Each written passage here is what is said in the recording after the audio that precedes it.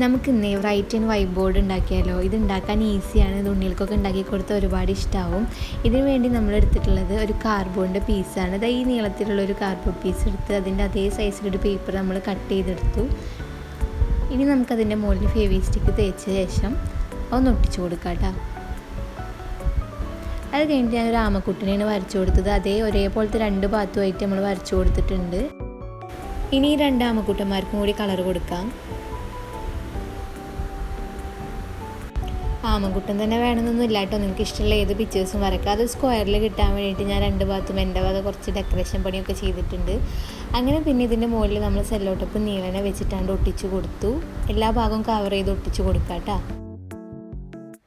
ഇനി നമുക്ക് ആമയുടെ ഷേപ്പിൽ അതൊന്ന് കട്ട് ചെയ്തെടുക്കാം. അങ്ങനെ നമ്മുടെ ബോർഡ് റെഡി ആയിട്ടുണ്ട്. നമുക്ക് എഴുതി നോക്കിയാലോ.